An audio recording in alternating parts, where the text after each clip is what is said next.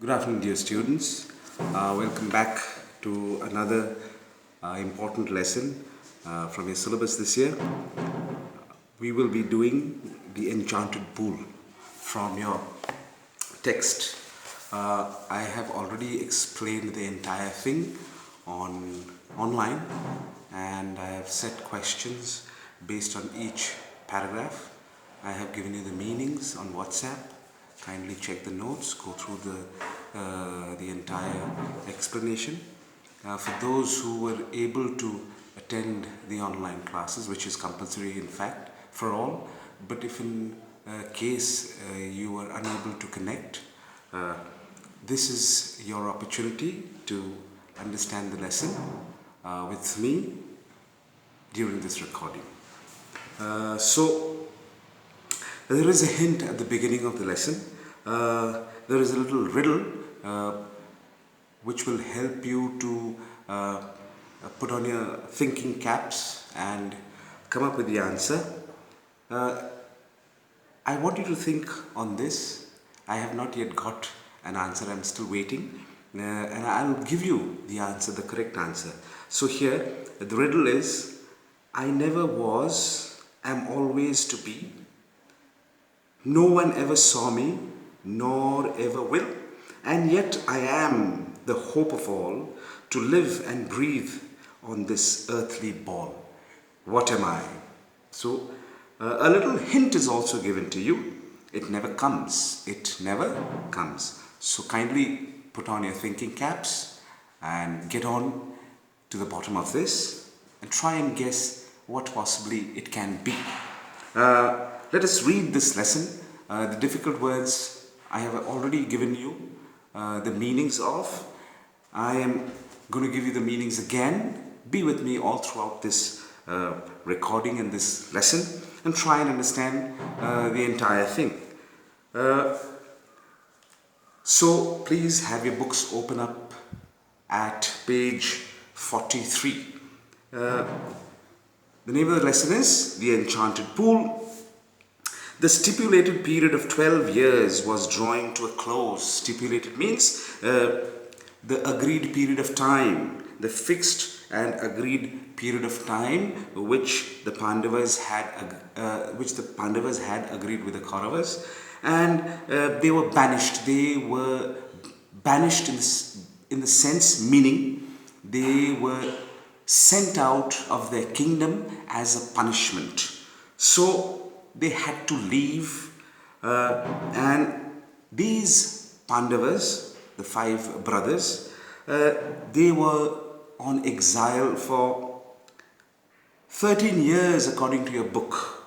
So the stipulated again, meaning the fixed period of time that was agreed upon by the 2 parties in contention. In contention means in difference. The Kauravas and the Pandavas were involved in a disagreement as to who would rule the kingdom. And the Kauravas had used their cleverness and cunningness to have the Pandavas out banished. Banished means as a punishment they were sent out into the forest for a long period of 13 years. And 12 years out of those 13 years had been coming to a close. One day, a deer was rubbing itself against a sage's fire-kindling mortar. So, one fine day, after these 12 years were about to come to an end, a deer happened to be rubbing itself against hermits, sages, a wise hermit, one who has renounced family life, one who leads a religious life, and one who is considered to be a teacher, a guru, and a wise person, a sage, a hermit. Another word for sage would mean hermit. A sage's fire-kindling mortar. Fire-kindling means gentlemen, fire kindling, in this case it means small sticks or things used for lighting a fire. And as it turned to go, the motor got entangled. The motor got entangled. It got caught in the twisted antlers of the deer. You understand? The fire stick, one of the fire sticks got caught in the irregular branch-like antlers of this deer, which was rubbing against this bundle of fire sticks. Entangled in its horns, and the frightened animal fled wildly, in a wild manner, because it got nervous. There was this fire stick, there was this little branch that was kept by the sage to be used as a fire stick. It got caught in the horns of this deer, and the deer got frightened and it began to wildly run in order to escape into the forest. It ran into the forest. In those days, matchboxes or matches were unknown, and a fire was ignited or lit, kindled. The word is kindled in your book, in your text, Kindled, kindled. So to light a fire, there was no such instrument as a matchbox that we use today. In those days, people used to use pieces of wood or flints, two special pieces of marble stones that used to be struck against each other to create fire, to create spark due to the friction, and that often would help people to generate or ignite a fire, to light a fire. So here, matches were unknown, and fire was kindled with pieces of wood by mechanical friction. Friction means this force that creates heat when one surface rubs against another surface. This sliding force is opposed. There is an opposite force that is generated when one force is applied, and this opposite force creates a friction, and this friction generates heat, and due to this heat, fire is created. So mechanical friction. Alas, the deer is running away with my fire kindler, shouted the sage, and rushed towards the Pandavas for help in his distress. So the sage was worried, because it seemed from what the sage was so very anxious that the deer had one of this fire kindling motor stuck into its irregular antlers or horns, and it seemed that it worried the sage, and he ran after it, shouting that the deer was escaping with one of his fire kindlers. And he began to shout for help, and he rushed towards the Pandavas in the process. In his distress means in his difficult situation. So to have him overcome this situation, to retrieve, to get this piece of wood for fire, he approached the Pandavas, who were at that spot, at that moment. So the meaning of distress is already mentioned in your text, a situation of extreme worry for the sage. The Pandavas pursued the animal. The Pandavas, on hearing the sage in distress in his problem, and seeking for their help. They decided to help him and they began to chase. Pursue means in this case follow and chase the animal. But it was a magic deer which sped means it escaped at a great speed, in great leaps and bounds. And leaps and bounds meaning it escaped very quickly, jumping off in huge leaps, taking huge jumps and bounds, decoying, misleading the Pandavas far into the forest, and then disappeared into the foliage, into the thick forest trees and the plants. So decoying means creating this misleading ploy, this misleading, the word here in this context meaning to mislead. The deer misled the Pandavas and the deer escaped into the thickets, into the thick foliage, the leaves, plants and trees. And worn out by the futile chase, worn out means the Pandavas got extremely tired, exhausted by the futile means pointless, fruitless chase. It didn't work out for them. They were not able to get to this speeding deer. Okay, the Pandavas sat down in great dejection. They sat down, dismayed and sad that they had not been successful in getting the deer. Under a banyan tree, they sat down under a banyan tree, very sad because of their unsuccess. Nakula sighed. Nakula let out a deep breath.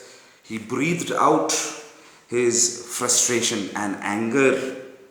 Frustration because he was not able, or they were not able to get the deer and help the sage in his difficulty.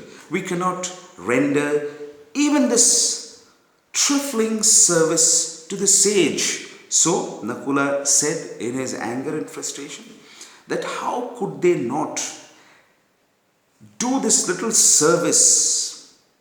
Trifling means the small service to help that old sage. And they were such great warriors. So he was a little angry and disappointed with themselves.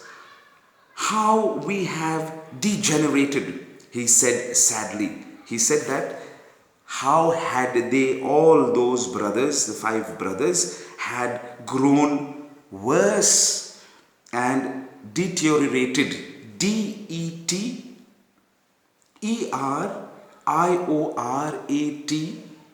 deteriorated, meaning they had grown worse in practicing their skills as warriors chasing after enemy.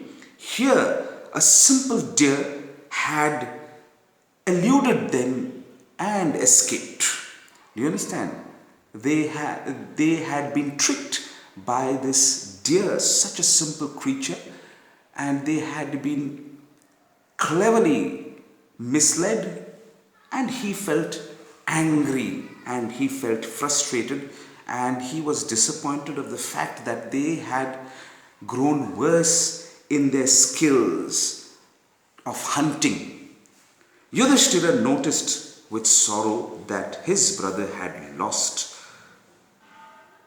their cheerfulness and courage. Again, Yudhishthira noticed with sorrow that his brothers, had lost their cheerfulness and courage. Yudhishthira, the eldest of them all, he noticed, he observed that his brothers were all sad and unhappy and were losing courage because of this fruitless chase. He thought they would be more cheerful and with something to do. So he thought if they were involved with something, they would definitely overcome their sadness and worry. So he decided to get them involved into something. He was tormented with thirst, and so he said to Nakula, the youngest of them all. So he was tormented, he was suffering in this case. He was tormented means he was facing this extreme difficulty. He was suffering this pain of thirst.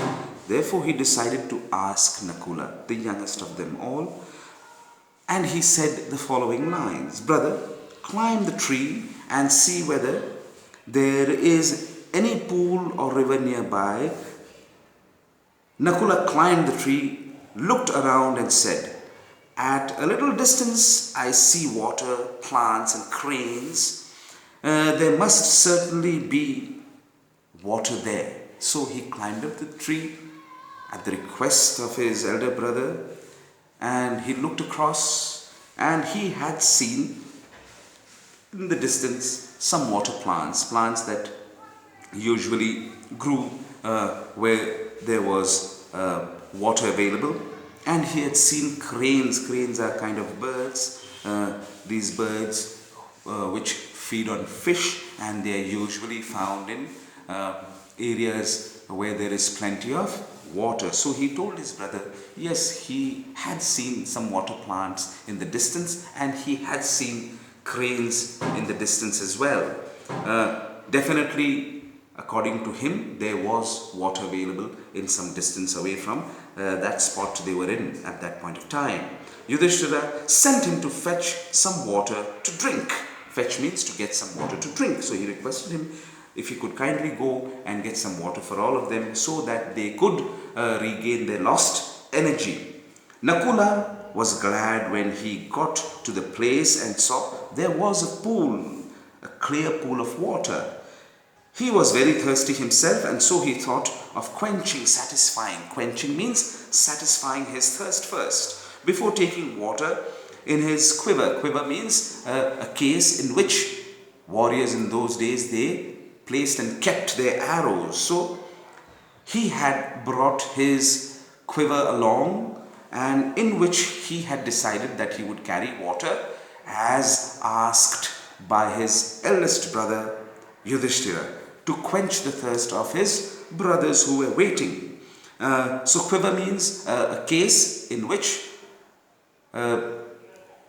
warriors and soldiers and archers like them, they had their arrows kept for his brothers. But no sooner did he dip his hand in the transparent water, in the clear water, than he heard a voice which said, do not be rash, do not be impulsive, do not act without thinking. The voice rang out, the voice warned him. This pool belongs to me, the voice declared. The voice declared that it was the owner of that particular pool where Nakula was standing at that time, ready to quench, ready to satisfy his thirst. O son of Madri, the voice shouted and called at Nakula, O son of Madri, taking his mother's name. Answer my questions and then drink the water. The voice warned him. An invisible being warned Nakula to stop. Do not act rashly, impulsively. Do not drink water from the pool without answering the questions that the invisible being wanted him to answer, and the questions which the invisible being wanted to ask him first. Nakula was surprised and carried away by his intense thirst, and heedless of the warning, he drank the water. So Nakula was extremely thirsty. He was tired. He was surprised by the warning, but he was overcome by this strong, intense means very strong thirst, and he paid no heed. He did not listen to the warning of the invisible being, and he drank from the clear pool. At once, overcome by a great drowsiness, so he began to feel that his senses were fading. He felt drowsy as soon as he had that water, and he fell down to all appearance dead, and it seemed that he was dead. That is the meaning of to all appearance dead. He fell unconscious. Surprised that Nakula had not returned, Yudhishthira sent Sahadeva, the next in line in terms of age, to see what the matter was. When Sahadeva reached the pool and saw his brothers lying on the ground, he wondered whether any harm had come to him, but before looking into the matter further, rushed irresistibly to the water to quench his burning thirst. So when Sahadeva reached the spot and he had found his brother Nakula lying there, it seemed that he was dead. He thought that there could have been some kind of force or some kind of problem that must have caused his brother to have fallen dead there. And seeing his brother lying on the ground, he began to think whether any kind of harm had come to him and caused him to fall dead. But before looking into the matter, before investigating what had happened and the cause of his unconsciousness or being seemed to be dead, he could not resist. He could not resist. He could not oppose. He could not overcome his thirst, his burning thirst, his intense, strong feeling of thirst. And he decided to drink from the pool.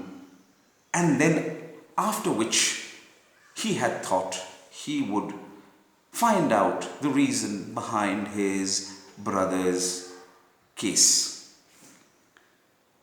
The voice was heard again, "O Sahadeva, this is my pool, answer my questions, and only then may you quench your thirst."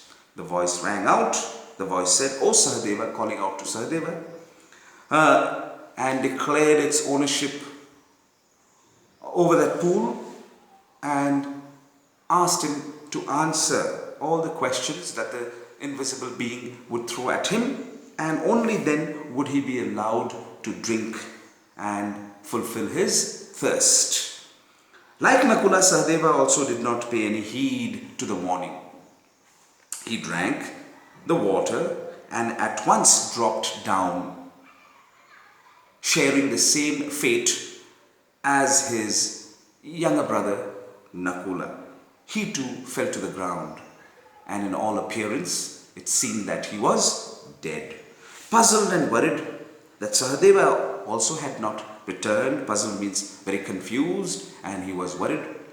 The two of his brothers who he had sent out to fetch water so that all could share and overcome their thirst, they hadn't returned yet. Yudhishthira sent Arjuna, one of the finest archers according to the Vedic literature, according to the Vedic stories and the Hindu mythology. he was one of the greatest archers that the world had ever seen. And Yudhishthira believed in his strength and ability, so he sent him after the other two brothers who hadn't returned to go and see what had happened, what had become of his two brothers who hadn't returned yet. To see whether the brothers had met with any danger. And bring water, he asked him, he ordered him in fact. He added, for he was very thirsty. Arjuna went swiftly following the instructions of his eldest brother, and as an abiding younger brother, he left quickly to carry out the order. He saw both his brothers lying dead near the pool, and he was definitely very surprised. He was shocked. He was terrified, in fact. He was taken aback. He was astounded. He was confused. He didn't know what had caused that to happen to his brothers. He was shocked at the sight, seeing his brothers lie unconscious just beside the pool, and felt that they must have been killed by some lurking, please underline, lurking means a force that seemed to be hiding very close, ready to attack. A force hiding and ready to attack, lurking, hiding, concealed, not in vision, not physically present to be seen. Foe meaning, gentlemen, foe meaning enemy. So, again he was shocked at the sight and he felt that they must have been killed by some enemy that was hiding nearby, and there was every possibility that the enemy could attack him as well. Though heartbroken, though sad to see his brothers lying there motionless, he was grief-stricken. He was extremely sad and heartbroken. And he was filled with this growing, burning thirst. And he was filled with this feeling of revenge. Revenge from whom? Revenge from the enemy, the invisible enemy who he felt was hiding somewhere very close, near. He then, all feelings else submerged in a monstrous thirst. So all the other feelings of revenge, of sadness, of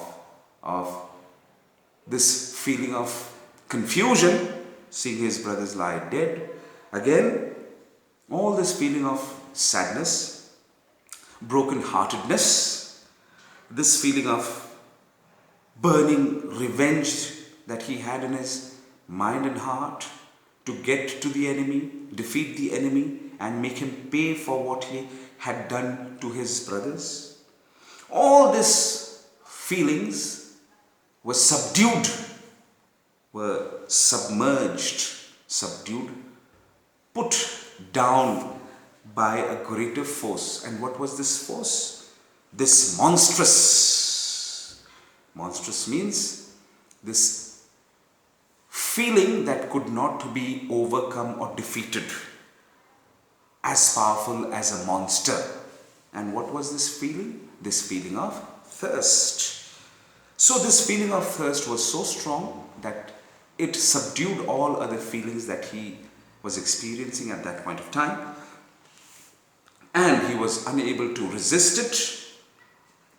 And this feeling forced him, impelled means forced him to take that action, And what was that action? That action of deciding to drink from the pool to quench his thirst. Him to the fatal pool. It impelled him, it forced him to approach close and into the pool. Fatal means causing death. Dangerous and causing death. A pool that seemed to have caused death in this case. Fatal means something that causes death. So this burning thirst forced him to go to the pool, and that pool, a pool that could cause death. Again a voice was heard, answer my questions before you drink the water. The same warning, the same voice, the same warning rang through the air and warned Arjuna not to drink from the pool without answering the questions first that the invisible being would ask him. This pool is mine. If you disobey me, you follow your brothers. And the clear warning was that the pool belonged to this invisible voice, this invisible entity, E-N-T-I-T-Y, entity. And the same fate would fall upon him if he would not listen and answer the questions that the being was ready to ask. And he too would be following his brothers. Arjuna's anger knew no bounds. Arjuna's anger at that point of time knew no limit. It angered him in a way that he could not control it. Arjuna's anger knew no bounds, no limits. He cried, "Who are you? Come and stand up to me, and I will destroy you." And he shot keen-edged arrows in the direction of the voice. So Arjuna, an ever-ready archer and warrior, and a force to reckon with, a force that people feared, he got very angry and he counter-threatened. He threatened the invisible being to come before and stand before him as a man, show himself. And he challenged that he would destroy this invisible enemy that was hiding and warning him if he made himself present before him. And he began in his anger to shoot these very sharp-edged, keen-edged means sharp-edged arrows in all directions in order to get his enemy, whom he had no idea where this being was hiding. Then the invisible being laughed in scorn. The invisible being began to laugh at his foolishness and scorn. Scorn means this feeling of anger and hate for Arjuna. This invisible being began to laugh and express its anger. Anger at what?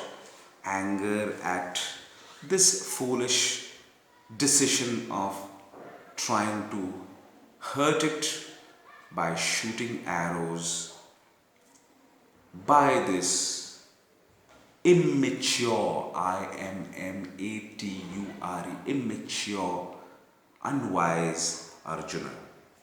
Scorn. Scorn means a feeling of anger, you understand, towards someone.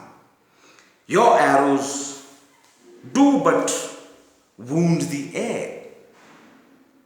The voice laughed, made fun of Arjuna's foolish actions of trying to shoot it down with his arrows and wasting his energy. The voice taunted, began to tease Arjuna by saying that he was shooting arrows just to hurt the air because he was too foolish and incapable of causing any harm to this invisible being. Answer my questions and then you can satisfy your thirst, the voice warned. If you drink the water without doing so, you will die, the voice declared. Plain and simple. Greatly vexed. Vexed means greatly irritated and angered. Greatly irritated and angered. Vexed, please underline that term. Angered and irritated by the voice and its warning, Arjuna made up his mind to seek out, to find out and grapple, please underline grapple, with the elusive. Grapple means get the enemy, overpower it, get the enemy, find out, search, find out, get the enemy and overpower it. You understand? With this elusive meaning, this invisible character or this invisible entity or being that was difficult for him at that point of time to find out. So elusive means that is not easily available. In this case, that was not easily available to him, and something that was tricking him. Elusive, difficult to find, difficult to get to, and difficult to vision and see. But according to your book, go according to your book, difficult to find, elusive. Something that was eluding him, something that was not coming in his sight and was hiding. He began to think at that point of time. He was angry, he was irritated, and he decided that he would find out this enemy, get to that enemy, have it captured and overpower it, defeat it. This elusive enemy, four means enemy. Once he had quenched his terrible thirst, so he decided to do so after he would have satisfied his thirst first. So he drank the water and also fell down dead, just like his other two brothers who had come to the pool a little while earlier. After anxious waiting, Yudhishthira turned to Bhima, the next in line in terms of age. And Bhima, he said, "Dear brother, Arjuna, the great hero, has also not returned yet," he said. Again, he said to Bhima, "Dear brother, Arjuna, the great hero, has not yet returned. Something terrible must have happened to your brothers." He was worried. He explained to him, "Please seek them, please find them," he said. "Find out and be quick about it and do it as early as possible. Also bring some water, for I die of thirst," he said. And he asked Bhima to do all that. Again, I repeat, dear brother Arjuna, the great hero, has not yet returned. Something terrible must have happened to our brothers. Please seek means find them out and be quick about it. Take action immediately. Also bring water, for I die of thirst." Bhima raked with anxiety. Please underline raked. Raked means he was feeling this torture of worry that his brothers had not returned, tortured at the absence of his brothers and not having returned. He hurried away without a word, following the instructions of his brother Yudhishthira. His grief and rage can be imagined. So we can only imagine how angry and how sad he must have been at that point of time, seeing Arjuna, Nakula and Sahadeva all lying dead beside the pool. His brothers lying there dead. He thought, this is certainly the work of the yakshas, the forest spirits. Yakshas were these forest spirits that roved, R-O-V-E-D, roved the forests. This mythological, natural spirits. He thought, I will hunt them down just like Arjuna. He decided that he would hunt them down, find them, and kill them. But I am so thirsty, he said. I shall first drink water so that I can fight them better. So he decided to drink water, quench his thirst, replenish his energy. You understand? Replenish his energy, and then only that would give him enough energy to fight this enemy that he hadn't seen yet. And then he descended, he went down. Descend means to go down into the pool to drink water. The voice shouted out. The voice shouted, Bhimsena, beware, the voice warned. You may drink only after answering my questions. You will die if you disregard my words, the voice warned him. That if he would not listen to the voice and the instructions of the voice and drink from the pool, he too would be dead as his brothers. Who are you to dictate to me? Bhimsena questioned. Bhimsena asked him, who was the owner of that voice? Who was instructing him to do all that? What gave him the authority? What power and position had this voice had, and what gave it this sense that the voice could instruct him to do what the voice was asking him to do? Dictate means tell him what to do, cried Bhima. And he drank the water thirstily, glaring. He drank the water in a very thirsty manner. Glaring means looking in anger all around, in defiance. In defiance means trying to challenge and defy, in a way not to agree to the instructions of the voice, to challenge the invisible entity. Defiance means defying, going against the orders. And he did so, his great strength, as strong as he was, his strength seemed to slip from him, to slip away from him like a light garment, a light piece of clothing would fall off. And he also fell dead amongst his brothers. So his great strength seemed to fade away slowly, just like a garment slips off a person's back.